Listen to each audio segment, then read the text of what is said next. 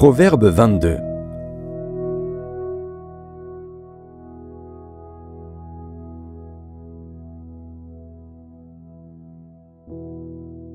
La réputation est préférable à de grandes richesses, et la grâce vaut mieux que l'argent et que l'or. Le riche et le pauvre se rencontrent. C'est l'Éternel qui les a fait l'un et l'autre. L'homme prudent voit le mal et se cache, mais les simples avancent et sont punis. Le fruit de l'humilité, de la crainte de l'Éternel, c'est la richesse, la gloire et la vie. Des épines, des pièges sont sur la voie de l'homme pervers. Celui qui garde son âme s'en éloigne.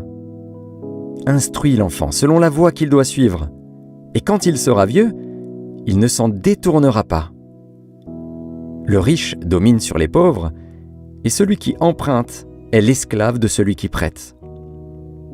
Celui qui sème l'iniquité moissonne l'iniquité, et la verge de sa fureur disparaît. L'homme dont le regard est bienveillant sera béni, parce qu'il donne de son pain aux pauvres. Chasse le moqueur, et la querelle prendra fin. Les disputes et les outrages cesseront.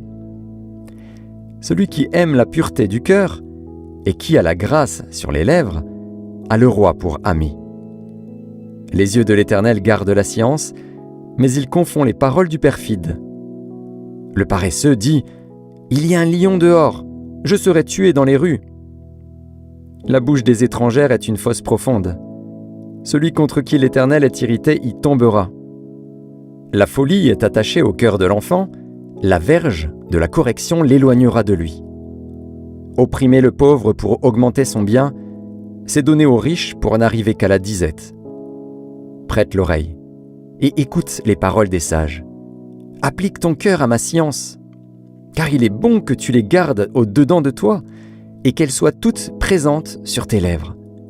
Afin que ta confiance repose sur l'Éternel, je veux t'instruire aujourd'hui. Oui, toi. N'ai-je pas déjà pour toi mis par écrit des conseils et des réflexions, pour t'enseigner des choses sûres, des paroles vraies, afin que tu répondes par des paroles vraies à celui qui t'envoie. Ne dépouille pas le pauvre, parce qu'il est pauvre, et n'opprime pas le malheureux à la porte, car l'Éternel défendra leur cause, et il ôtera la vie à ceux qui les auront dépouillés.